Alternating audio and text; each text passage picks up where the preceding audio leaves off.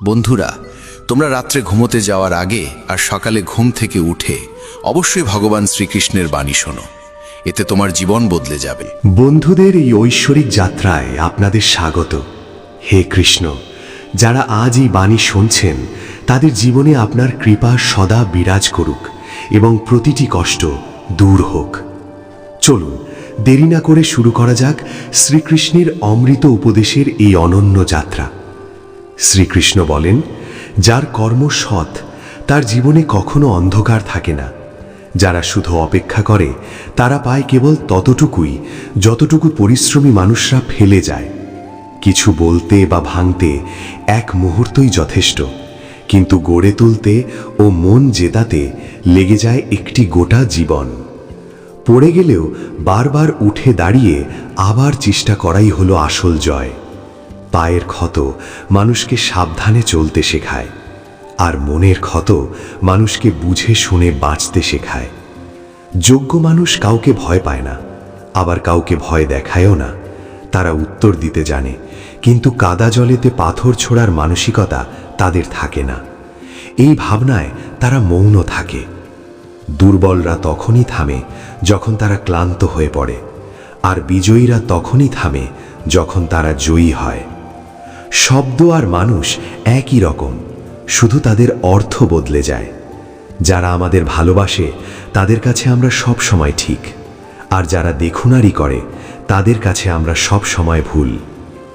হারিয়ে পাওয়ার আনন্দ আলাদা, কাঁদার পর হাসার স্বাদই অন্যরকম। হার জীবনযাত্রার একটি অংশ, কিন্তু হেরে যাওয়ার পর জয় পাওয়ার আনন্দ সবচেয়ে অনন্য। এখনো তো আসল উড়ান বাকি, পাখির পরীক্ষা বাকি। মাত্র সাগর পার হয়েছি, পুরো আকাশ এখনো বাকি। পাতা ঝরার আগে গাছে নতুন পাতা আসে না। কষ্ট আর সংগ্রাম সইবার আগে জীবনে ভালো সময় আসে না। তোমার লক্ষ্য যত কঠিনই হোক, যদি একবার স্থির করেছ তবে আর পিছনে তাকিও না, কারণ ভাগ্য সাহসীদেরই সঙ্গ দেয়। ঈশ্বর যাদের উচ্চতায় পৌঁছতে চান তাদের তিনি সবচেয়ে বেশি কষ্ট দেন, যাতে সেই কষ্টের সঙ্গে লড়াই করতে করতেই একদিন তারা নিজ গন্তব্যে পৌঁছে যায়। আজ মেঘেরা আবার চক্রান্ত করল, বৃষ্টি ঠিক সেইখানেই নামল যেখানে আমার বাসা ছিল। যদি আকাশ বিদ্যুৎ নামানোর জেদ ধরে, তবে আমরাও জেদ ধরেছি সেখানেই আবার আশ্রয় গড়ার। ঠিক যেমন বাতাস সবসময় একদিকে বইতে থাকে না, সময় সময় বদলায়, তেমনি মানুষের ভাগ্য সময়ের সঙ্গে বদলায়। তাই সময় খারাপ হলেও চিন্তা করো না, শুধু অপেক্ষা করো, কারণ সময় অবশ্যই বদলাবে। একদিন একটি পাখি মধুমক্ষীকে জিজ্ঞাসা করল, তুমি এত কষ্ট করে মধু তৈরি করো আর মানুষ এসে তা চুরি করে নিয়ে যায়, তোমার কি খারাপ লাগে না? মধুমক্ষী খুব সুন্দর উত্তর দিল, মানুষ আমার মধু চুরি করতে পারে, কিন্তু মধু তৈরি করার শিল্প নয়। যতদিন পর্যন্ত মানুষের জীবনে সুখ দুঃখ না আসবে, ততদিন সে বুঝতেই পারবে না জীবনে কি ঠিক আর কি ভুল।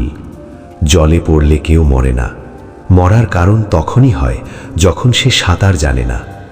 পরিস্থিতি কোনো সমস্যা নয়, সমস্যা তখনই হয় যখন আমরা পরিস্থিতির মোকাবিলা করতে জানি না। নিজের পরিস্থিতি নিয়ে কখনো দুঃখ করো না, কারণ যাদের পরিস্থিতি খারাপ তারাই জীবনে সফলতাও পায়। নিজের আবেগ নিয়ন্ত্রণ করতে শেখো, কারণ জীবনের বেশিরভাগ কষ্ট আসে আবেগে ভেসে যাওয়ার কারণে। একবার কেউ একটি কলসকে জিজ্ঞেস করেছিল, ঘর বানানো যায়, কিন্তু ভালোবাসা, বোঝাপড়া আর বুদ্ধিমত্তা ছাড়া গৃহ তৈরি হয় না। অন্যের কষ্ট দিয়ে অর্জিত সুখের আয়ু খুব কম হয়। জীবনের নিজের দোষ শোনা প্রয়োজন, কারণ যদি প্রতিদিন শুধু প্রশংসা শোনো তাহলে কখনো এগিয়ে যেতে পারবে না। সাহস হারিও না। যদি তোমার জীবনে ব্যথা এসে থাকে তবে তার ঔষধও নিশ্চিতভাবেই আসবে। যা তুমি দেবে তাই ফিরে আসবে, সে সম্মান হোক বা প্রতারণা। ধৈর্য রাখো, হতাশ হও না, কারণ যিনি তোমার জীবন লিখেছেন তিনি এই ব্রহ্মাণ্ডের সবচেয়ে মহান লেখক। প্রশংসা যত খুশি করো, কিন্তু অপমান ভেবে চিনতে করো, কারণ অপমান এক ধরনের ঋণ যা সময় মতো সুদে ফিরে আসে। তুমি অতীতে ফিরে গিয়ে কিছু ঠিক করতে পারবে না, কিন্তু আজ যদি কাজ করো তাহলে ভবিষ্যৎকে অবশ্যই সুন্দর করে তুলতে পারবে। শ্রীকৃষ্ণ বলেন, যারা তোমার প্রতি ঈর্ষান্বিত তাদের ঘৃণা করো না, কারণ তারাই তোমার শ্রেষ্ঠত্ব মেনে নিয়েছে। 5টি জিনিস এখনই ছেড়ে দাও, দেখবে জীবন অনেক শান্তিময় হয়ে যাবে। 1. সবাইকে খুশি রাখার চেষ্টা। 2. অন্যের উপর বাড়তি আশা। 3. অতীতের মধ্যে বেঁচে থাকা। 4. নিজেকে অন্যের চেয়ে তুচ্ছ ভাবা। 5. অতিরিক্ত চিন্তা করা। সময় বদলায়, তাই সময়ের সঙ্গে নিজেকে বদলাও, অথবা সময়কে বদলাতে শেখো। পরিস্থিতিকে দোষ দিও না, বরং সব অবস্থায় চলতে শেখো। শ্রীকৃষ্ণ বলেন, যেমন বাতাস একদিকেই বয় না, তেমনি ভাগ্য এক জায়গায় স্থির থাকে না।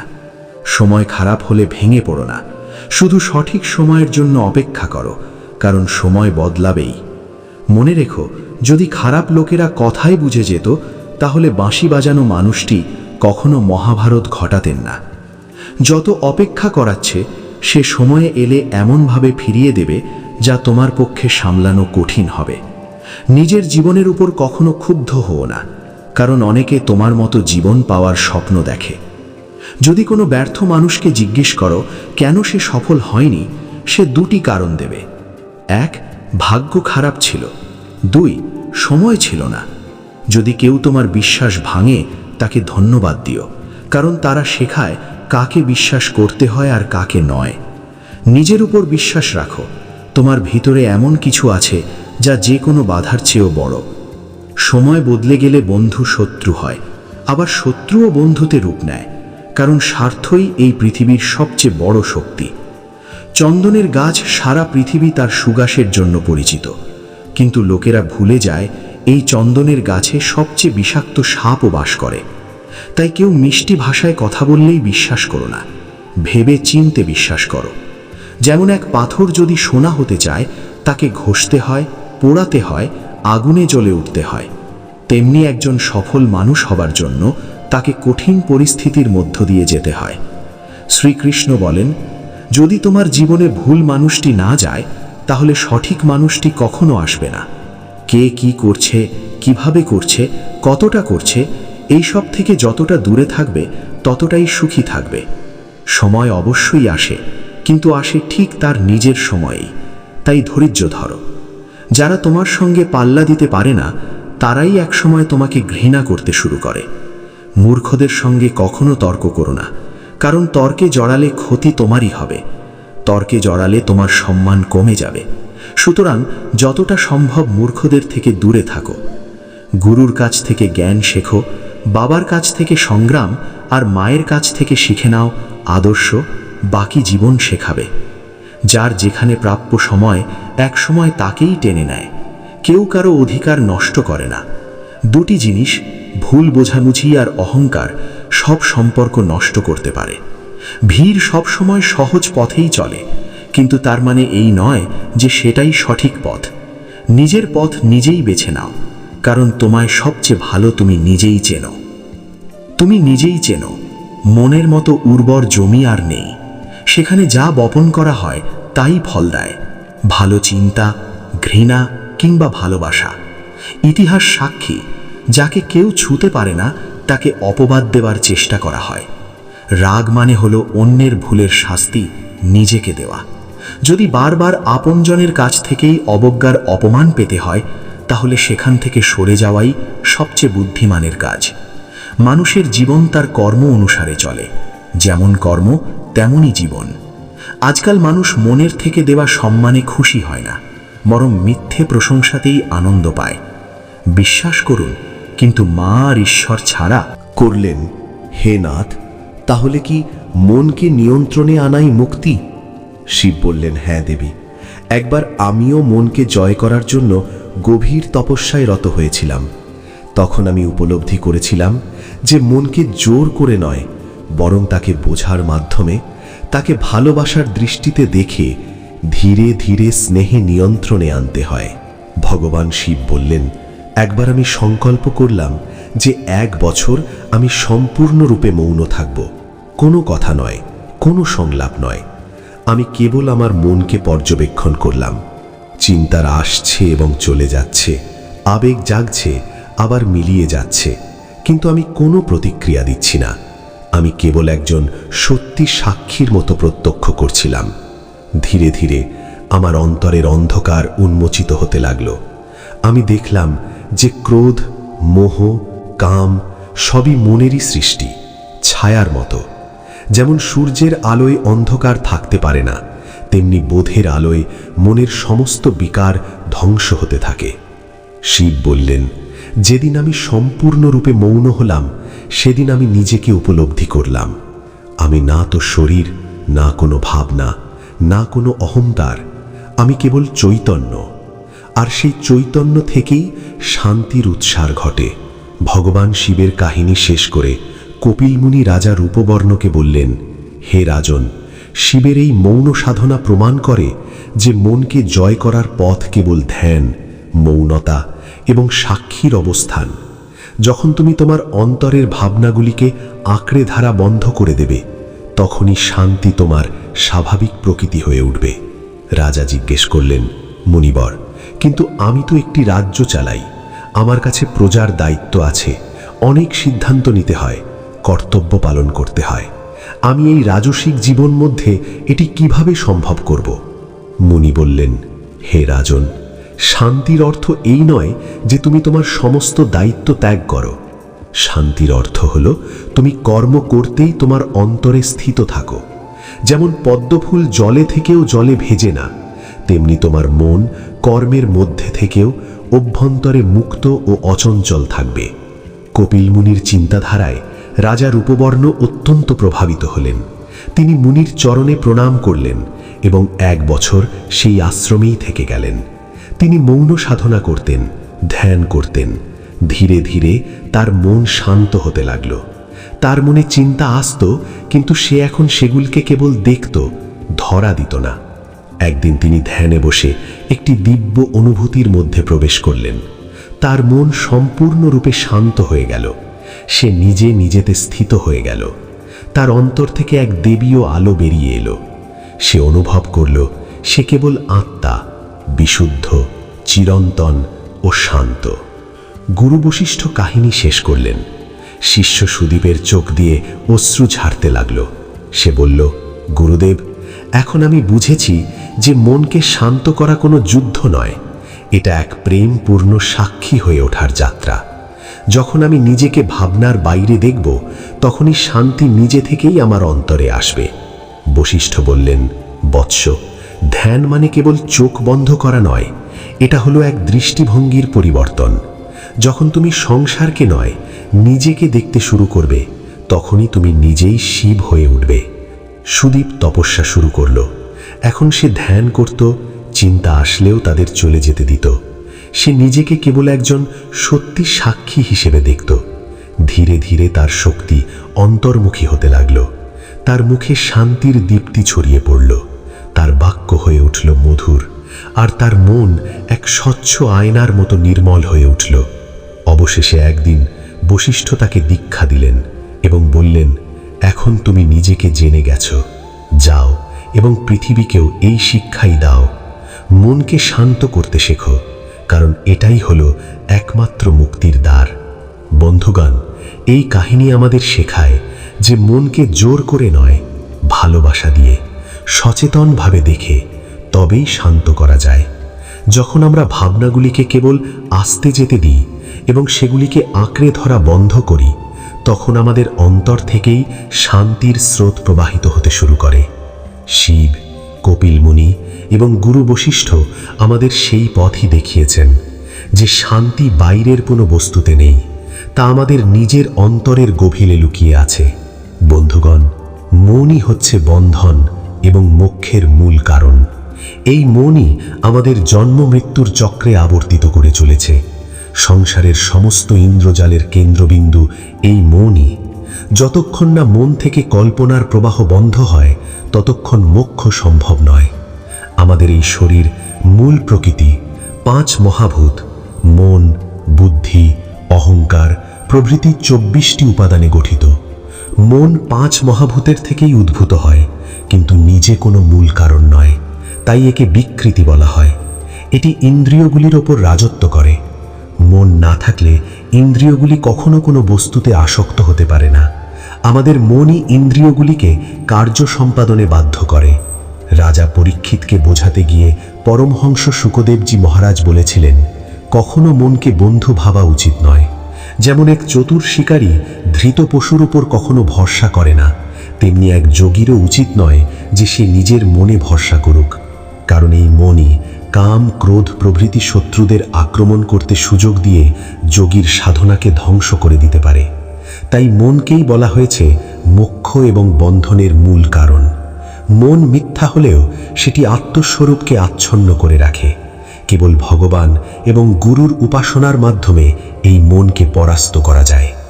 মানুষের সুখ বা দুঃখের কারণ সে নিজে নয়, কোনো দেবতাও নয়, এমনকি এই শরীরও নয়।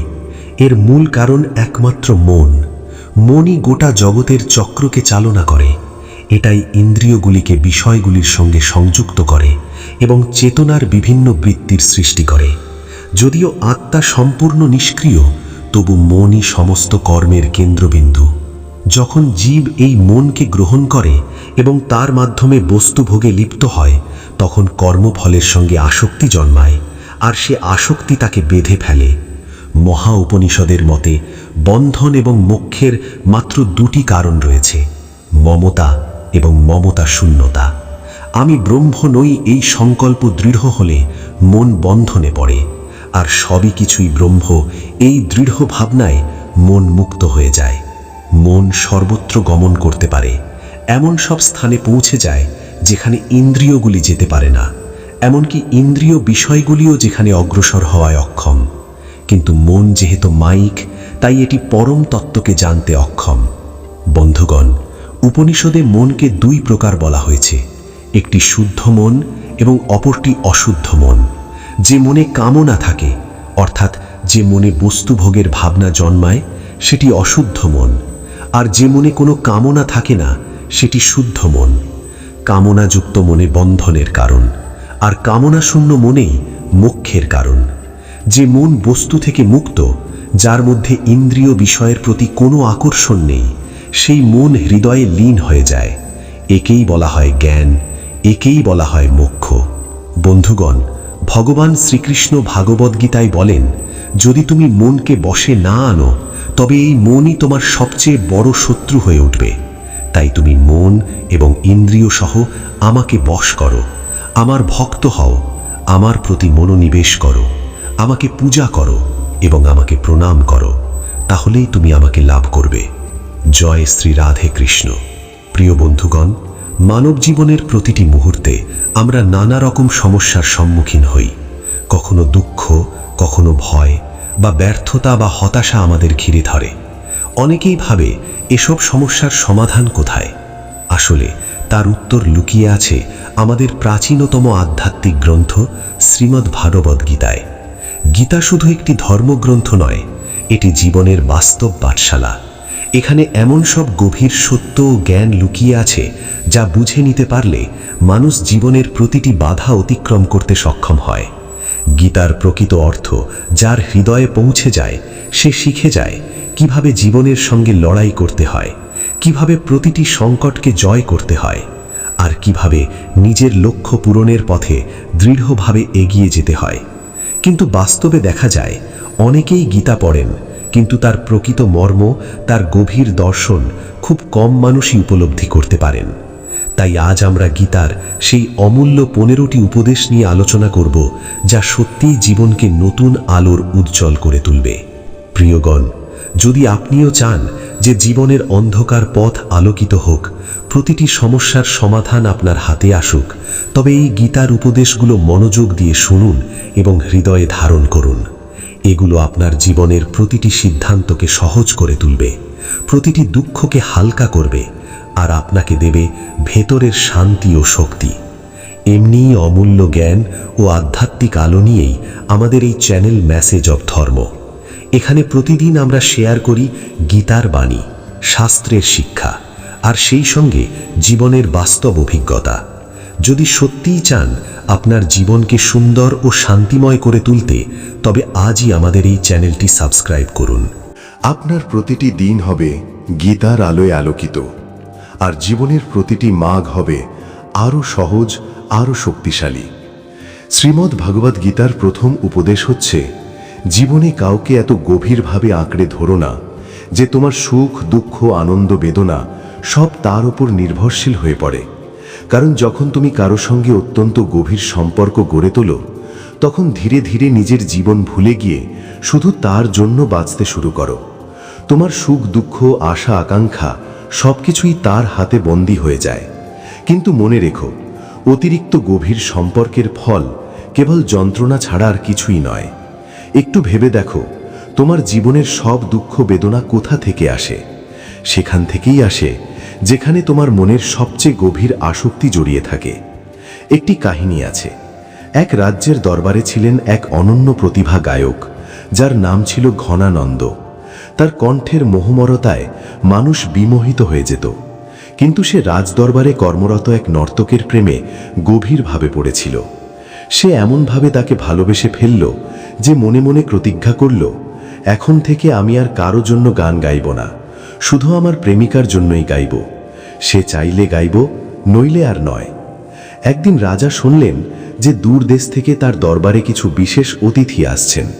তাই তিনি ঘনানন্দকে আদেশ দিলেন অতিথিদের সামনে গান পরিবেশন করতে। কিন্তু ঘনানন্দ বলল, মহারাজ, আমি এখন আর অন্যের জন্য গান গাই না, আমি শুধু আমার প্রেমিকার জন্য গান করি। রাজা এই কথা শুনে অবাক হলেন। তিনি খোঁজ নিয়ে জানিলেন তার প্রেমিকার কেউ নন, রাজদরবারের সেই নর্তকী। তখন রাজা নর্তকীকে বললেন, তোমার প্রেমিককে বলো তাকে অবশ্যই অতিথিদের সামনে গান গাইতে হবে। প্রেমিকার আবদারে ঘনানন্দ রাজি হল। অতিথিদের সামনে সে গানও পরিবেশন করল। কিন্তু অতিথিরা চলে গেলে রাজা মনে মনে ভাবলেন, ঘনানন্দ আমার আদেশ অমান্য করেছে, অথচ তার প্রেমিকার কথা শুনেছে। যে রাজাজ্ঞা মানে না তার এই রাজ্যে কোনো স্থান নেই। সঙ্গে সঙ্গে তিনি নির্দেশ দিলেন ঘনানন্দকে রাজ্য থেকে বহিষ্কার করার জন্য। ঘনানন্দ দুঃখ ভারাক্রান্ত হৃদয়ে তার প্রেমিকার কাছে গিয়ে বলল, চলো আমরা এই রাজ্য ছেড়ে অন্য কোথাও চলে যাই। আমি শুধু তোমার জন্য গান গেয়েছি, অথচ আমাকে রাজ্য থেকে বহিষ্কার করা হয়েছে। তখন সেই নর্তকী নির্মমভাবে বলল, আমি কেন যাব? রাজা তো আমার প্রতি খুব সন্তুষ্ট, আমার যা কিছু প্রয়োজন সব এখানে পাচ্ছি। শাস্তি তো তোমাকে দেওয়া হয়েছে, তাই তোমাকেই রাজ্য ছেড়ে চলে যেতে হবে। ঘনানন্দ ব্যথায় ভেঙে পড়ল। কাঁদতে কাঁদতে বলল, আমি তোমাকে ভীষণ ভালোবাসি, তোমাকে ছাড়া আমি বাঁচতে পারবো না, আমি সব কিছু করেছি তোমার জন্য। কিন্তু নর্তকী স্পষ্টভাবে জানিয়ে দিল, এটা তোমার ব্যাপার, তুমি ভালোবেসেছ, সেটা তোমার সিদ্ধান্ত। আমি এখানেই থাকব, তোমার সঙ্গে আমার যাওয়ার কোনো প্রয়োজন নেই।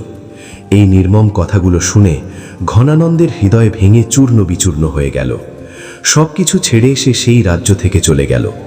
পরে জীবনের সমস্ত আসক্তি ত্যাগ করে সে শুধু ঈশ্বরের সন্ধানে নিজেকে নিয়োজিত করল এবং একদিন এক মহান যোগীতে রূপান্তরিত হল। এই কাহিনী আমাদের শিক্ষা দেয়, এই জগৎ তোমার প্রেম বা আবেগের কদর করে না। তুমি যতই সম্পর্ক গড়ে তোলো না কেন, যদি তার গভীরে ডুলে যাও, তবে ফলশ্রুতিতে তুমি শুধু কষ্টই পাবে। বাইরের জগতে সবার সঙ্গে স্বাভাবিকভাবে চলাফেরা করো, কিন্তু অন্তরে কাউকে অতিরিক্ত আঁকড়ে ধরো না। গীতার দ্বিতীয় উপদেশ হল, বারবার সেই বিষয় নিয়ে চিন্তা করো না যা তোমার মনকে অশান্ত করে দেয়। বাস্তবিক অর্থে জীবন হলো এক প্রবাহমান স্রোতের মতো।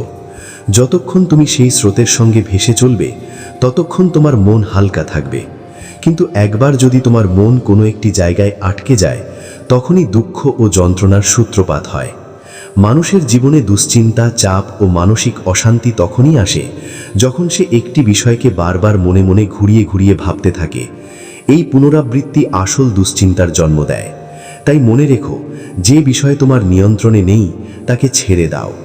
যদি তুমি তোমার মনকে কোনো একটি বিষয়ে আটকে রাখো, তবে তুমি জীবনের পথে এগোতে পারবে না, সেখানেই থেমে যাবে। আর যে থেমে যায় সে জীবনে শুধু দুঃখই পায়। একবার ভেবে দেখো, তুমি কার জন্য এত ভাবছ? কেউ কি সত্যিই তোমার জন্য ভাবে? তোমার সুখ, দুঃখ, আনন্দ, বেদনা কিংবা জীবন মৃত্যু, এসব নিয়ে আসলে কারো মাথা ব্যথা নেই। পৃথিবীর এই সত্য মনের গভীরে ধারণ করো। তোমার কষ্ট বা সুখ নিয়ে কেউ প্রকৃত অর্থে গুরুত্ব দেয় না। তাই অকারণে এক বিষয়ে বারবার ভাবা একেবারেই অর্থহীন। মানুষ বারবার একই চিন্তায় ঘুরপাক খেতে খেতে শুধু মাথা নষ্ট করে ফেলে। সমস্যার সমাধান তাতে হয় না। তখন তার অবস্থা হয় যেন সে এক অদৃশ্য জালে আটকে আছে, যেখান থেকে মুক্তির কোনো পথ খুঁজে পাচ্ছে না। মনে রেখো, যদি সত্যিই সুখী হতে চাও, তবে কখনোই তোমার চিন্তাকে একটিমাত্র বিষয়ে আটকে দিও না। চিন্তাকে প্রবাহিত হতে দাও, জীবনকে এগিয়ে নিয়ে যেতে দাও। তখনই দেখবে মন অকারণে কষ্টে জর্জরিত হবে না, বরং তুমি হবে মুক্ত, হালকা আর আনন্দময়। শ্রীমদ্ ভাগবত গীতার তৃতীয় উপদেশ হল, মানুষের চোখে নিজের মূল্য খুঁজতে যেও না। অনেকেই বলে, আমরা সবার জন্য এত কিছু করি, অথচ আমাদের কদর করে না। সত্যিই তো, আমরা চেষ্টা করি সবাইকে খুশি রাখতে, সবার সঙ্গে ভালোভাবে চলতে, তবু কেউ আমাদের গুরুত্ব দেয় না। কিন্তু প্রশ্ন হলো, তোমার কদর অন্যের কাছে চাইছো কেন? কারো স্বীকৃতি, কারো প্রশংসা, কারো মুখে শোনা যে তুমি আমার জন্য এত কিছু করেছো, এইসবের পেছনে ছুটছো কেন? যদি এর জন্য দৌড়তে থাকো, তবে তুমি শুধু নিজের সময়ই নষ্ট করবে না, বরং নিজেকেই আঘাত করবে। কারণ মানুষকে যতই দাও না কেন, তারা কোনো দিন তোমার কদর করবে না। এই পৃথিবীতে আসলে কেউ কারো মূল্য বোঝে না। দেখো, মা বাবা সন্তানের জন্য কত ত্যাগ করেন, নিজের সারা জীবন উৎসর্গ করে দেন, অথচ বড় হলে সেই সন্তানেরাই অকারণে তাদের মন ভাঙে, কথা শোনে না। তাই যদি মনে করো তুমি অন্যের জন্য কিছু করলে বদলে সে তোমাকে কদর করবে, তবে ভুলে যাও। এ ভাবনা শুধু তোমাকে দুঃখই দেবে। তাই অন্যের জীবনে নিজের মূল্য খোঁজো না। তারা কদর করুক বা না করুক, অন্তত তুমি নিজেকে কদর করতে শেখো। অন্যের পেছনে কেন নিজের জীবন নষ্ট করবে? তবে এর মানে এই নয় যে তুমি মানুষের সঙ্গে খারাপ ব্যবহার করবে। মানুষের সঙ্গে ঠিক ততটাই সম্পর্ক রাখো যতটুকু প্রয়োজন, এর বেশি নয়, যাতে নিজের জীবনটাই নষ্ট হয়ে যায়। গীতার চতুর্থ উপদেশ হলো, প্রতিদিন অন্তত একবার নিজেকে জিজ্ঞাসা করো, আমি মানুষের জন্য যে কাজগুলো করছি সেগুলো আমাকে আনন্দ দিচ্ছে নাকি কষ্ট দিচ্ছে? যদি কোনো ভালো কাজ করেও কেবল দুঃখই পাও, তবে সেই ভালো কাজেরই বা কী লাভ? কারো প্রতি অতিরিক্ত যত্ন নিয়ে যদি শুধু কষ্টই পাও, তবে সে যত্ন কিসের? জীবনে যদি দেখো কোনো কিছু করতে গিয়ে শুধু বেদনা আসছে, তবে তা যতই ভালো হোক না কেন, সেটি ছেড়ে দেওয়াই শ্রেয়। অনেকেই বলে, আমরা তো নিঃস্বার্থ ভালোবাসা দিচ্ছি, আমাদের মনে কোনো ভন্নামি নেই। কিন্তু মনে রেখো, আজকের পৃথিবীতে নিখুঁত ভালোবাসার মূল্য কেউ দিতে জানে না। মানুষ আসলে তা চায় না। যেমন একবার ভারতের একটি হোটেলে এক বিদেশি পর্যটক এলো। সে দুধ খাবার অর্ডার দিল। হোটেল মালিক মনে করল, বিদেশি অতিথি এসছে, তাকে আমাদের দেশের খাঁটি দেশি দুধ খাওয়ানো উচিত। তাই সে এক গ্লাস খাঁটি দুধ পাঠালো। অতিথি দুধ খেয়ে খুবই আনন্দ পেল, আর এক গ্লাস চাইল। কিন্তু দ্বিতীয় গ্লাস দুধ খাওয়ার পরই তার শরীর খারাপ হয়ে গেল। অথচ দুধ ছিল একেবারে খাঁটি, সম্পূর্ণ বিশুদ্ধ, কিন্তু তার শরীর ছিল ভেজাল জিনিসের অভ্যস্ত। তাই সেই খাঁটি দুধ হজমই হলো না। আজকের মানুষও ঠিক তেমন। তুমি যতই খাঁটি ভালোবাসা দাও, সে ভালোবাসা তাদের পক্ষে হজম করা সম্ভব হয় না। তাই জীবনে যা কিছু করছো, সেটি নিয়ে নিজেকে প্রশ্ন করো, এতে তুমি আনন্দ পাচ্ছ নাকি দুঃখ পাচ্ছ? যদি আনন্দ পাও, তবে তে চালিয়ে যাও।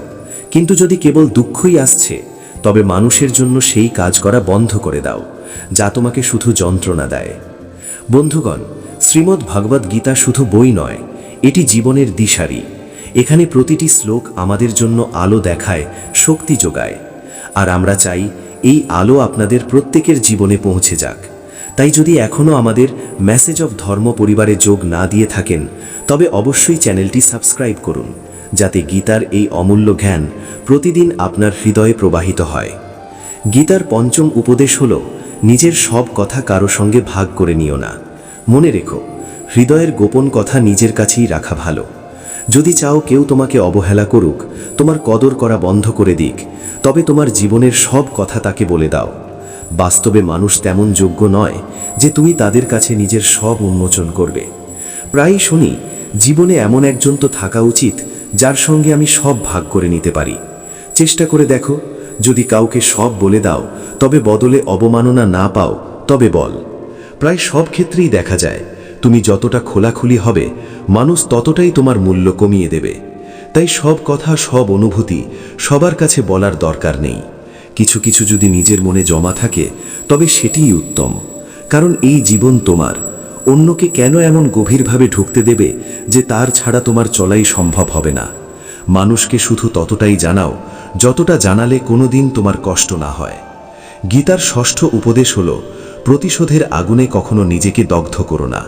অনেকেই আছে যারা সারা জীবন ভিতরে ভিতরে জ্বলে, বাইরে কিছুই করতে পারে না, কাউকে ক্ষমা করতে পারে না, আবার নিজের জীবনেও কোনো পরিবর্তন আনতে পারে না। ফলশ্রুতিতে তারা কেবল দুঃখেই ঘেলা থাকে। যদি কোনো বিষয়ে তোমাকে কষ্ট দেয়, তবে তোমার সামনে মাত্র দুটি পথ হয়: তাকে প্রকাশ্যে প্রতিবাদ করো, নয় তাকে ছেড়ে দাও। এর বাইরে কোনো তৃতীয় পথ নেই। যত বেশি তুমি নিজের কষ্টকে অন্তরে জমিয়ে রাখবে, ততই দুশ্চিন্তা ও হতাশা তোমাকে ঘিরে ধরবে। তাই শ্রেয় হয় সরাসরি বলে দাও যে এটা আমি মেনে নিব না, নয় তাকে ছেড়ে দাও। না হলে মনের যন্ত্রণা ছাড়া আর কিছুই পাবে না। গীতার সপ্তম উপদেশ হল, কারো সামনে প্রমাণ করার চেষ্টা করো, অথচ আসল সত্য হল নিজেকে প্রমাণ করার প্রয়োজন নেই, বরং নিজের কাজকেই প্রমাণ হিসাবে দাঁড়াতে দাও। গীতার অষ্টম উপদেশ হল, যেটা থেকে তুমি যতটা ভয় পাবে সেটাই তোমার জীবনে ঘটবেই। ভয় সবসময় জীবনে নেতিবাচকতাটা ডেকে আনে। যারা সবসময় ভাবে যদি ক্ষতি হয়ে যায়, তাদের ক্ষতি হয়েই যায়। আর যারা মনে করে যদি আমার কিছু ঘটে যায়, তাদেরও কিছু না কিছু ঘটে যায়। কারণ মানুষ যে বিষয় নিয়ে বারবার চিন্তা করে, সেটাই শেষমেশ তার জীবনে বাস্তব হয়ে ওঠে। তাই নিরর্থক ভয় মন থেকে ছেড়ে ফেলো, যা হবে তা দেখা যাবে। আজকের যে সময় তোমার হাতে আছে, তাকে উপভোগ করতে শিখো। গীতার নবম উপদেশ হল, কাউকে ততটুকুই ভালোবাসো আর সম্মান দাও যতটুকু সে গ্রহণ করতে পারে। যখন তুমি কাউকে অতিরিক্ত গুরুত্ব দাও, তখন সে তোমাকে হালকা চোখে দেখতে শুরু করে। তোমার ভালোবাসা আর সম্মানকে সে নিজের যোগ্যতার প্রমাণ ভেবে বসে। আমি তো এমনই, তাই আমাকে এতটা দেওয়া হচ্ছে।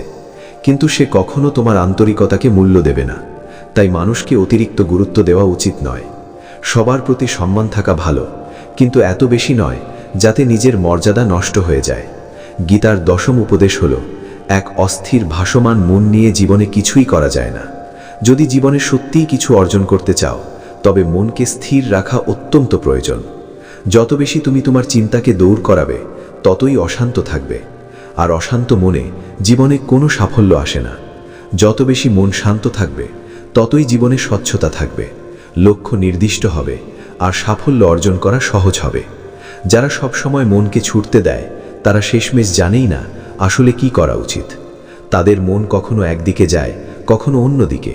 ফলে নিজের জীবন নিয়েও সঠিক সিদ্ধান্ত নিতে পারে না।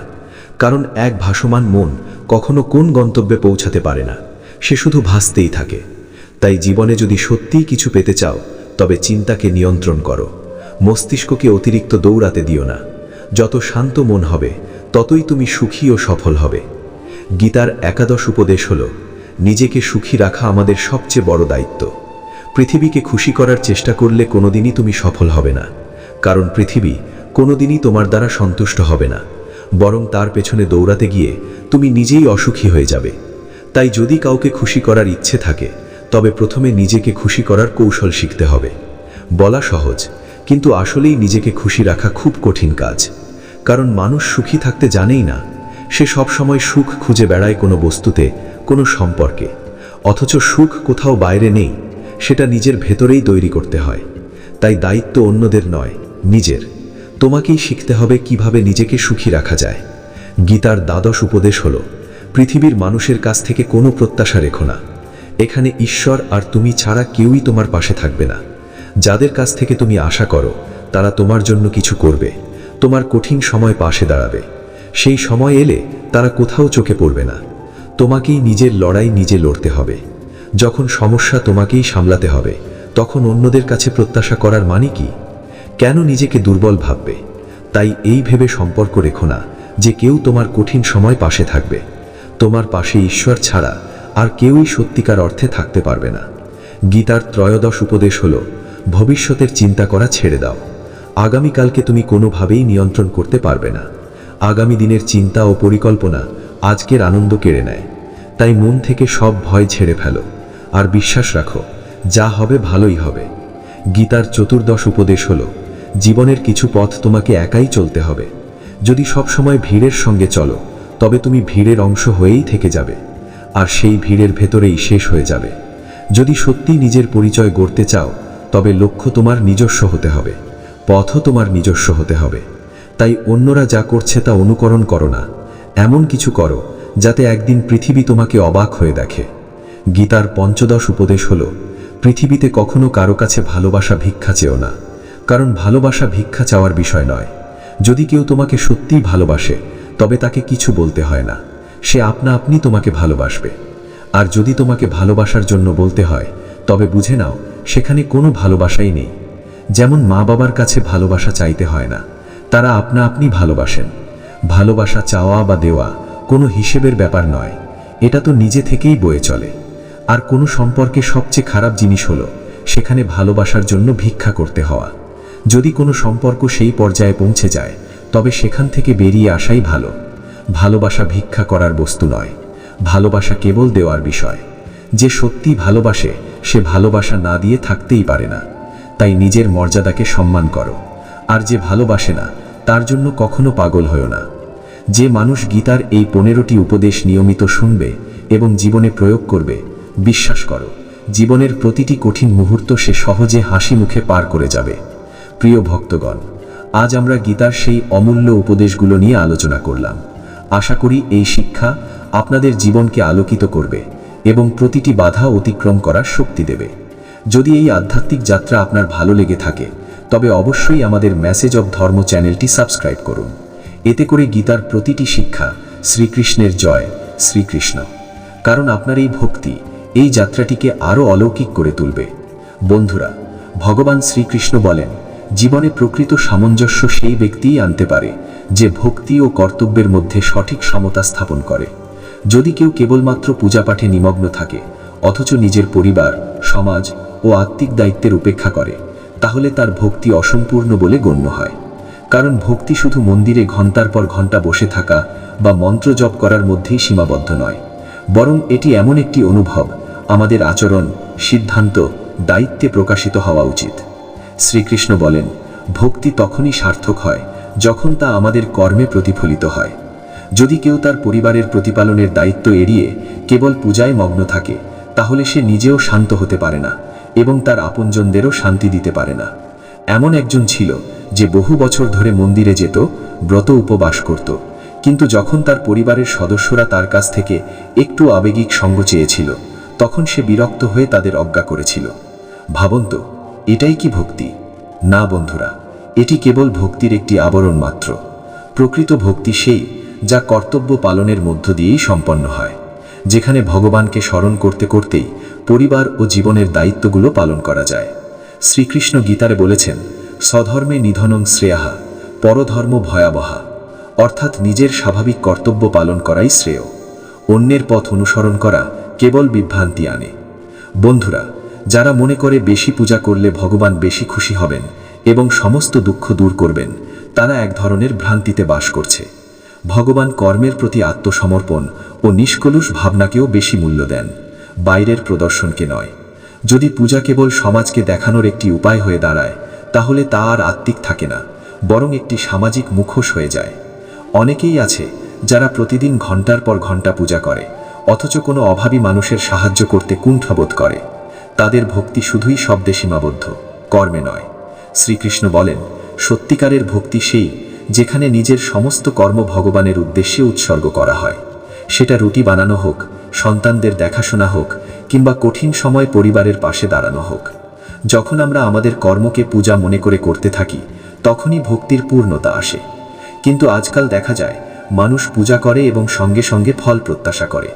যেমন কেউ যদি 1 মাস নিয়মিত পাঠ করে তাহলে সে চায় তার সমস্যা তৎক্ষণাৎ দূর হয়ে যায়, আর যখন সেটা হয় না তখন সে ভগবানের উপর রাগান্বিত হয়ে ওঠে। এই মনোভাবই ভক্তিকে দুর্বল করে তোলে। শ্রীকৃষ্ণ বলেন, আশা রাখা ভুল নয়, কিন্তু সেই আশাকে ভগবানের সঙ্গে শর্ত হিসাবে জুড়ে দেওয়া ভক্তির আত্মার পরিপন্থী। যদি আপনি ভগবানের প্রতি প্রেম করেন তবে সেই প্রেম হতে হবে নিঃস্বার্থ, ফল আসুক বা না আসুক। প্রকৃত ভক্ত সেই যে ভগবানের ইচ্ছাকে সর্বোচ্চ গুরুত্ব দেয়, পরিস্থিতি যেমনই হোক না কেন। যদি কোনো ভক্ত ভগবানের কাছে বিশেষ কিছু ফল প্রত্যাশা করে এবং তা না পায় তবে সে হতাশ হয়ে পড়ে। কিন্তু সত্যিকারের ভক্ত জানে যে সে যা পেয়েছে তাই তার জন্য উপযুক্ত ছিল, আর যা সে পায়নি হয়তো তার জীবনকে বিশৃঙ্খল করত। তাই নিরাশার পরিবর্তে গ্রহণযোগ্যতাই ভক্তির প্রকৃত চিহ্ন। অনেকেই বলেন, আমি এত বছর পূজা করলাম তবুও আমার সমস্যার সমাধান হলো না। এই প্রশ্নই প্রমাণ করে যে তাদের ভক্তি এক ধরনের বিনিময়ের চুক্তির মতো, অথচ ভক্তি কোনো লেনদেন নয়, এটি আত্মসমর্পণ, প্রেম, বিশ্বাস। শ্রীকৃষ্ণ বলেন, আমি প্রতিটি জীবের শ্বাসে, অন্তরে আছি। প্রতিটি চিন্তায় ভগবানের স্মরণ থাকে, তখনই ভক্তি সত্য অর্থে শুরু হয়। আজকাল অনেক মানুষ পূজা দেখনদারি কিংবা সামাজিক পরিচয়ের এক মাধ্যম বানিয়ে ফেলেছে। কেউ বড়সড় আরতি করে, কেউ অনেকক্ষণ ধরে জপ করে। কিন্তু যদি এগুলো শুধুই অন্যদের প্রভাবিত করার জন্য করা হয়, তাহলে সেগুলো কেবল বাইরের আচারে পরিণত হয়।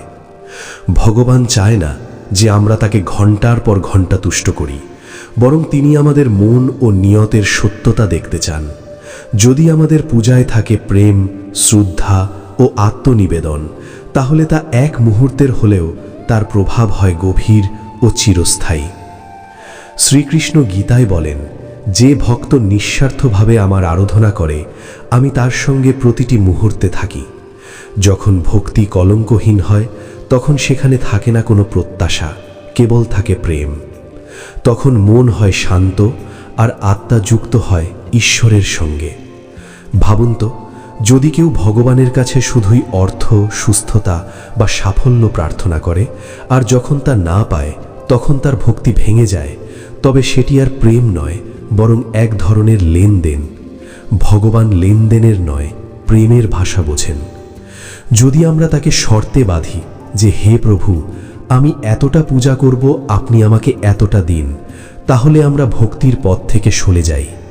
প্রকৃত ভক্তি সেই যেখানে আমরা কিছু চাই না, বরং আমাদের সব কিছু তাকে অর্পণ করে দিই। তখনই ভক্তি আমাদের সেই অন্তরের তৃপ্তির দিকে নিয়ে যায়, যার খোঁজ আমরা সারা জীবন করে যাই।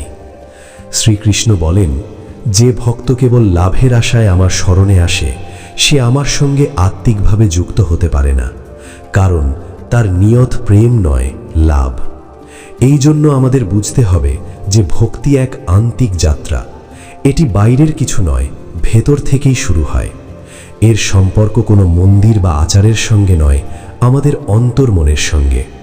যদি আমরা ভক্তিকে কেবল এক আনুষ্ঠানিকতায় পরিণত করি, তাহলে এর প্রভাব হবে ক্ষণস্থায়ী। কিন্তু যদি আমরা এটিকে প্রেম ও শ্রদ্ধা দিয়ে করি, তাহলে এটি আমাদের ভগবানের আরও কাছে নিয়ে যাবে এবং জীবনকেও শান্তি ও স্থিরতায় পরিপূর্ণ করে তুলবে। ভক্তি থেকে আমাদের উদ্দেশ্য হওয়া উচিত কোনো বস্তু লাভ নয়, বরং শান্তি, আত্মিক স্থিরতা এবং ভগবানের সঙ্গ।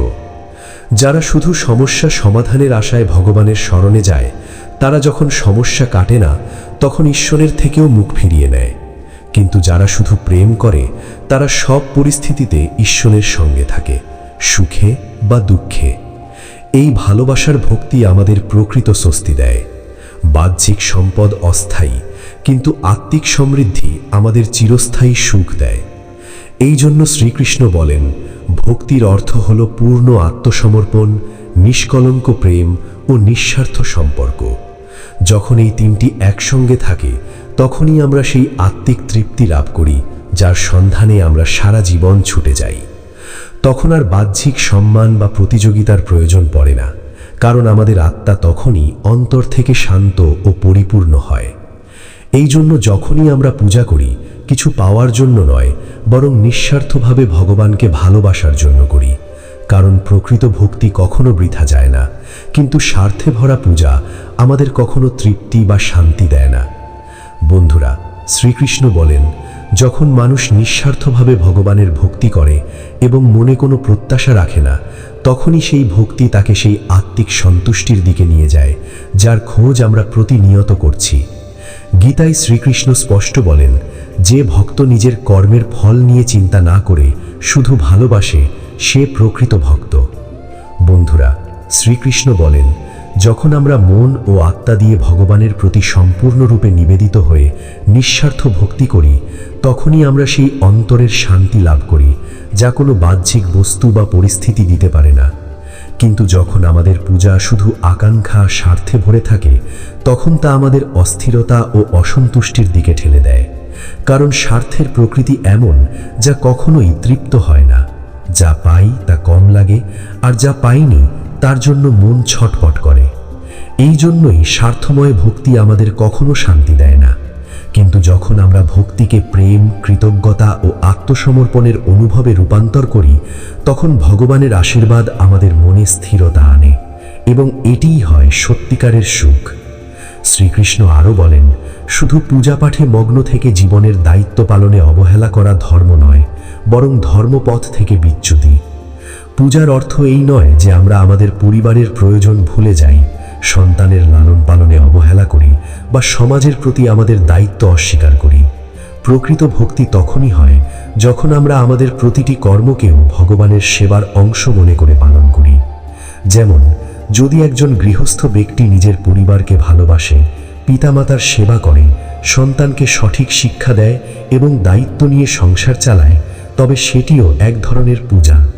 বন্ধুরা, শ্রীকৃষ্ণ বলেন, ধর্মের প্রকৃত রূপ সেই যা আমাদের কর্মের পথে চালায়, না যে কর্ম থেকে পালানোর অজুহাত হয়ে ওঠে।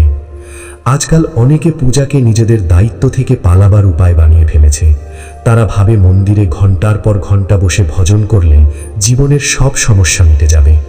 কিন্তু তারা ভুলে যায় যে ভগবান তো অর্জুনকে যুদ্ধে জ্ঞান দিয়েছেন, ধ্যানে নয়। ভগবান কর্মকে প্রাধান্য দিয়েছেন, কারণ কর্ম ছাড়া এই সৃষ্টি জগৎ চলতে পারে না। ভাবুন তো, যদি একজন ব্যবসায়ী সারাদিন পূজায় মগ্ন থাকে কিন্তু নিজের ব্যবসার দিকে খেয়াল না রাখে, তাহলে সে ক্ষতির মুখে পড়বে, পরিবার দুঃখ পাবে এবং সে নিজেও অসন্তুষ্ট থাকবে। এই রকম পূজা কোনো কাজে আসে না যদি তা আমাদের জীবনে ভারসাম্য আনতে না পারে। শ্রীকৃষ্ণ গীতায় এই শিক্ষাই দেন যে কর্ম ও ভক্তির মধ্যে ভারসাম্যই জীবনের ভিত্তি। পূজার আসল উদ্দেশ্য হল আমাদের ভেতর এমন মানসিক শক্তি ও আত্মিক স্থিরতা আনা যাতে আমরা জীবনের দায়িত্বগুলো আরও ভালোভাবে পালন করতে পারি। পূজা আমাদের পালিয়ে যাওয়ার পথ নয়, বরং আত্মিক শক্তি দেয় যাতে আমরা দায়িত্ব পালনের মধ্যেও ঈশ্বরের সঙ্গে সংযুক্ত থাকতে পারি। অনেকেই ভাবে ঈশ্বর সব ঠিক করে দেবেন, তাই পূজায় মগ্ন হয়ে থাকলেই চলবে। কিন্তু শ্রীকৃষ্ণ বলেছেন, ঈশ্বর তাদেরই সহায় হন যারা নিজেরাও চেষ্টা করে। শুধু প্রার্থনা করলে ফল পাওয়া যায় না, যতক্ষণ না আমরা নিজে কাজ করি। এই বিশ্ব শুধু অনুভবে চলে না, এটি কাজ ও ফলের ধারাবাহিকতায় চলে। পূজা আমাদের অনুপ্রেরণা দেয়, দিক নির্দেশনা দেয়, কিন্তু যদি আমরা সেটিকে কর্মের বিকল্প বানিয়ে ফেলি, তাহলে জীবনের পথ হারিয়ে ফেলি। এই জন্য প্রকৃত ভক্ত সেই যে জীবনের প্রতিটি দিককেই সমান গুরুত্ব দেয়।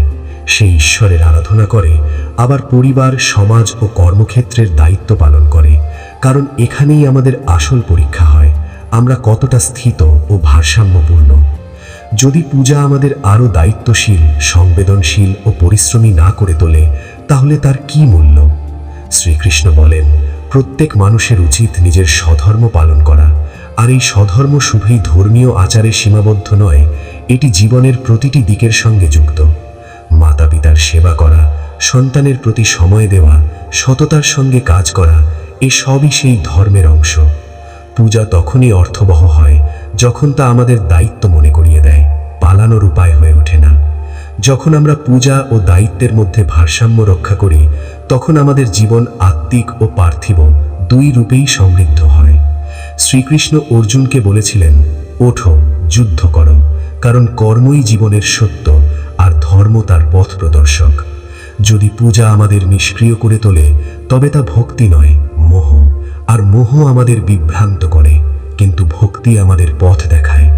এই জন্য যখনই আমরা ঈশ্বরের আরাধনা করি, সেই সঙ্গে এই সংকল্পও নেওয়া উচিত যে আমরা আমাদের কর্ম পূর্ণ নিষ্ঠা ও সততার সঙ্গে পালন করব। এই হলো প্রকৃত পূজা, এবং এটাই জীবনের উদ্দেশ্য। কারণ ভক্তির মানে শুধু মন্দিরে যাওয়া বা মন্ত্রপাঠ নয়, বরং আমাদের কর্মের মাধ্যমে ভগবানের সন্তোষ বিধান করাই সত্যিকার ঈশ্বর সেবা। যখন আমরা অন্যের সেবা করি, ভালোবাসায় আচরণ করি, সততার সঙ্গে কাজ করি, তখন সেটিও একরকম পূজা হয়ে ওঠে। এই জন্য পূজাকে শুধু এক কাজ ভাবা নয়, বরং এমন এক জীবনশৈলীতে পরিণত করা দরকার যা প্রতিটি কর্মে প্রতিফলিত হয়। তখনই আমাদের জীবন হয় অর্থবহ এবং পরিপূর্ণভাবে ঈশ্বরের প্রতি নিবেদিত। তখনই আমরা সত্যিকার অর্থে ঈশ্বরের সঙ্গে যুক্ত হতে পারি। কারণ কর্ম, ভক্তি এবং ভারসাম্য, এই তিনটি যখন একসঙ্গে থাকে, তখনই জীবনে আসে স্থিতি ও তৃপ্তি, এবং এটাই হয় পূজার প্রকৃত ফল। শ্রীকৃষ্ণ স্পষ্ট বলেন, যে ব্যক্তি সর্বদা নিজের ভোগের আকাঙ্ক্ষায় ছুটে চলে সে কখনোই প্রকৃত শান্তি বা সন্তুষ্টি লাভ করতে পারে না, কারণ ভোগের প্রকৃতি এমন যে এক ইচ্ছা পূর্ণ হলেই আরেকটি জন্ম নেয় এবং এই চক্র কখনো থামে না। বন্ধুরা, শ্রীকৃষ্ণ বলেন, যারা শুধু বাহ্যিক ভোগ সুবিধার জন্য বাঁচে তারা শেষ পর্যন্ত চিরকাল অশান্ত ও অস্থির থাকে। তারা হয়তো সব কিছু অর্জন করে, তবুও তাদের আত্মার খালি জায়গাটা পূর্ণ হয় না। ভাবুন তো, কেউ যদি ভাবে বিলাসবহুল বাড়ি, দামি গাড়ি আর দামি পোশাক পেলেই সে সবচেয়ে সুখী হবে, কিন্তু সব পাওয়ার পরেও তার মনে জন্ম নেয় নতুন আকাঙ্ক্ষা, সে আবারও দৌড়াতে শুরু করে। এইভাবে ইচ্ছার অন্তহীন শৃঙ্খলে সে তার জীবনের সবচেয়ে মূল্যবান জিনিস, মানসিক শান্তি হারিয়ে ফেলে। শ্রীকৃষ্ণ গীতায় বলেন, যে ব্যক্তি সাংসারিক বস্তুতে সুখ খোঁজে সে কখনোই স্থায়ী তৃপ্তি পায় না, কারণ সে থেমে ভাবেই না আসল শান্তি জিনিসে নয়, আত্মার বিশুদ্ধতায় এবং মনের ভারসাম্যে। যদি কেউ সারাক্ষণ এই বিশ্বাসে বাঁচে যে তার সব সমস্যার সমাধান আরও টাকা, বড় Strong, deep, emotional Bengali voice, slow, clear and impactful delivery, spiritual and divine feeling. Each sentence should touch the heart. No robotic tone, perfect for Krishna motivation and Gita wisdom. মাধ্যমে কেবল ভগবানের প্রেমে ডুবে যাই, তখনই আমাদের আত্মা শান্তি অনুভব করে। সেই সময় নয় যখন আমরা পূজার বিনিময়ে ভগবানের কাছ থেকে কিছু লাভের প্রত্যাশা করি। যেমন, যদি কোনো ভক্ত জীবনের কঠিন সময়ও ঈশ্বরকে স্মরণ করে, তার প্রতি বিশ্বাস রাখে এবং বিশ্বাস করে যে যা কিছু ঘটছে তা ঈশ্বরের ইচ্ছা, তাহলে সেই ব্যক্তি বাইরের দিক থেকে কষ্টে থাকলেও ভিতর থেকে তার মন থাকবে স্থির ও শান্ত। এই স্থিরতা ও ভারসাম্যকেই শ্রীকৃষ্ণ গীতায় যোগ বলেছেন, এবং এই যোগই আমাদের মায়া ও ভ্রান্তি থেকে মুক্ত করে সত্য ও ভক্তির পথে এগিয়ে নিয়ে যায়। এই জন্যই প্রয়োজন যেন আমরা পূজাকে কেবল এক প্রথা বলে না দেখি, বরং জীবনের কেন্দ্রবিন্দু করে তুলি, যেখানে আমাদের প্রতিটি অনুভূতি, চিন্তা ও কর্ম ঈশ্বরের প্রতি নিবেদিত হয়। যদি আমাদের ভক্তিতে দেখানো ও অহংকারের সংমিশ্রণ থাকে, তাহলে তা কেবল এক খালি প্রচেষ্টা হয়ে দাঁড়ায়, যা আত্মাকে কোনো আনন্দ দেয় না। কিন্তু যখন আমরা প্রতিদিন সত্যিকারের আবেগ ও নিঃস্বার্থ মনে ঈশ্বরের উপাসনা করি, তখন আমাদের জীবনে ছড়িয়ে পড়ে ইতিবাচকতা, শান্তি ও তৃপ্তির আলো। শ্রীকৃষ্ণ বলেন, প্রকৃত ভক্ত সেই যে কঠিন সময়েও ঈশ্বরকে ভুলে না যায়, বরং প্রতিটি পরিস্থিতিতে তাকে স্মরণ করে এবং তার পূজাকে দায়িত্বের মতো পালন করে। এই ধরনের ভক্তি জীবনকে পবিত্র করে তোলে এবং আমাদের মনের ভিতর আলোর জ্যোতি জ্বালায়। বন্ধুরা, ভগবান শ্রীকৃষ্ণ বলেন, যখন পূজায় অহংকারের অবসান ঘটে এবং মনে কেবল নিষ্ঠা থেকে যায়, তখন সেই পূজা আমাদের জীবনকে দেবত্বে পূর্ণ করে তোলে। তাই অত্যন্ত প্রয়োজন যেন আমরা আমাদের হৃদয়কে নির্মল রাখি এবং ঈশ্বরের চরণে আমাদের সমর্পণকে পূর্ণতা সহকারে অর্পণ করি, কারণ একমাত্র সেই পূজাই সফল যেখানে নেই কোনো স্বার্থ, নেই কোনো খ্যাতির বাসনা, থাকি শুধু প্রেম, শ্রদ্ধা এবং আত্মিক অনুভূতি। যখন পূজাকে আমরা এক অভ্যন্তরীণ অনুভব হিসেবে গ্রহণ করি এবং তাকে আমাদের কর্ম ও আচরণে প্রকাশ করি, তখনই আমরা ঈশ্বরের সঙ্গে সত্যিকারের সংযোগ স্থাপন করতে পারি এবং সেই সংযোগই আমাদের জীবনকে শান্তি ও ভারসাম্যের পথে এগিয়ে নিয়ে যায়। শ্রীকৃষ্ণ এই উপদেশ প্রতিদিনের পূজাকে আমাদের জীবনের এক নিরন্তর সাধনার রূপে রূপান্তরিত করতে বলে, যেখানে থাকে মনোযোগ, কর্মের শুদ্ধতা এবং চিন্তার নম্রতা। তখনই ভক্তির পথ আমাদের সেই অভিজ্ঞতার সঙ্গে যুক্ত করে যা ইন্দ্রিয় দিয়ে বোঝা যায় না। বাইরের জগৎ দিয়ে এটি এমন এক অভ্যন্তরীণ অবস্থা যা আমাদের জীবনের প্রতিটি পরিস্থিতিতে স্থির ও ভারসাম্যপূর্ণ রাখে, এবং এটাই সেই সত্যিকারের পূজা যা জীবনের শান্তি, প্রেম ও দেবত্ব নিয়ে আসে। প্রকৃত সমর্পণ তখনই হয় যখন আমরা আমাদের হৃদয়, আত্মা এবং সমগ্র অস্তিত্ব ভগবানের চরণে অর্পণ করি, কোনো স্বার্থ বা প্রত্যাশা ছাড়াই। যখন আমরা আমাদের কর্ম, চিন্তা ও অনুভূতিকে পূর্ণ বিশ্বাসের সঙ্গে ঈশ্বরকে নিবেদন করি, তখন সেই সমর্পণই আমাদের নিয়ে যায় অভ্যন্তরীণ শান্তি ও স্থিরতার পথে। বন্ধুরা, ভগবান শ্রীকৃষ্ণ বলেন, যদি পূজা করার সময় আমাদের মন এদিক ওদিক ঘুরে বেড়ায়, তাহলে আমরা সেই মুহূর্তের পবিত্রতা ও প্রভাব হারিয়ে ফেলি, কারণ পূজা কেবল একটি ক্রিয়া নয়, এটি আত্মা ও পরমাত্মার মিলনের এক উপায়। যখন আমরা আমাদের সমগ্র চেতনার সঙ্গে ভগবানের ভক্তিতে নিমগ্ন হই, তখন সেই পূজা আর সাধারণ কর্ম থাকে না, তা এক ঐশ্বরিক অনুভবে পরিণত হয়, এবং সেই মুহূর্তে আমরা জীবনের প্রতিটি প্রতিকূলতার মোকাবেলায় এক অসাধারণ শক্তি লাভ করি। বন্ধুরা, ভগবান শ্রীকৃষ্ণ বলেন, যখন আমরা ভক্তিতে সত্যিকারের নিষ্ঠা ও সমর্পণের সঙ্গে প্রবেশ করি তখন আমরা ভিতর থেকে এতটাই দৃঢ় হয়ে যাই যে কোনো সংকটই আমাদের বিচলিত করতে পারে না। আমাদের জীবনে আসা প্রতিটি বাধা এক একটি সুযোগ হয়ে ওঠে। যখন আমরা ঈশ্বরের উপর পূর্ণ বিশ্বাস রাখি তখন তিনি কখনো আমাদের একা ছেড়ে দেন না। সময় যতই কঠিন হোক না কেন সেই বিশ্বাসই আমাদের অটল রাখে। শ্রীকৃষ্ণ বলেন, প্রকৃত ভক্ত সেই যে দুঃখে ঈশ্বরকে স্মরণ করে এবং সুখে নম্র থাকে। এই রকম সমর্পণের মাধ্যমেই আত্মিক বিকাশ ঘটে এবং ভক্তির আসল ফল লাভ হয়। যখন মানুষ সংসারের বস্তুগত আকাঙ্ক্ষা ছেড়ে কেবল ভগবানের স্মরণ গ্রহণ করে তখন সে দুঃখকেও প্রসাদ রূপে গ্রহণ করে এবং সুখকেও ঈশ্বরের আশীর্বাদ মনে করে নম্রভাবে জীবনযাপন করে। এই চিন্তাভাবনাই আত্মিক উন্নতির ভিত্তি স্থাপন করে। কঠিন সময়ে যখন আমরা হতাশ হয়ে পড়ি তখন আমাদের মনে রাখতে হবে, প্রতিটি ঝড়ের পর নতুন সূর্য ওঠে আর প্রতিটি অন্ধকার রাতের পর আসে নতুন প্রভাত। আমাদের শুধু সেই প্রভাত দেখার অপেক্ষায় সাহস ধরে রাখতে হবে। বন্ধুরা, ভগবান শ্রীকৃষ্ণ বলেন, জীবনে যে কষ্টগুলো আসে তা আমাদের আত্মাকে শুদ্ধ করার জন্য এবং আমাদের সংকল্পকে মজবুত করার জন্য আসে। তাই কষ্টের ভয় না পেয়ে সেই কষ্টের মোকাবেলা করার শক্তি আমাদের ভিতরে জাগিয়ে তুলুন। কারণ যখন আমরা ভগবানের সম্পূর্ণ বিশ্বাস রাখি এবং নিজের উপর আস্থা রাখি তখন আমরা যে কোনো পরিস্থিতিকে অতিক্রম করতে পারি। আমাদের বুঝতে হবে যে জীবনে যা কিছু ঘটছে তা আমাদের আত্মিক অগ্রগতিরই অংশ এবং সেই কষ্টই একদিন অভিজ্ঞতা হয়ে আমাদের আরও দৃঢ় করে তোলে। বন্ধুরা, আজকের জন্য এতটুকুই। যদি আপনি আমাদের মেসেজ অব ধর্ম চ্যানেলে প্রথমবার এসেছেন তাহলে অবিলম্বে সাবস্ক্রাইব করুন, যাতে আপনি এইভাবে আরও জ্ঞান সমৃদ্ধ কাহিনী শুনতে পারেন। মন্তব্যে অবশ্যই জানাবেন আজকের এই প্রসঙ্গ আপনার কেমন লাগলো। আর হ্যাঁ, যদি আপনার হৃদয়ে ভগবান শ্রীকৃষ্ণের প্রতি সত্যিকারের শ্রদ্ধা থাকে তাহলে এই ভিডিওটিকে একটি লাইক করে এবং মন্তব্যে জয় শ্রীকৃষ্ণ অবশ্যই লিখবেন। জয় শ্রীকৃষ্ণ। রাধে রাধে। আজকের ভিডিওটা এতটাই। ভিডিওটি যদি ভালো লেগে থাকে তাহলে অবশ্যই একটা লাইক করে সুন্দর কমেন্ট লিখে যাবে জয় শ্রীকৃষ্ণ।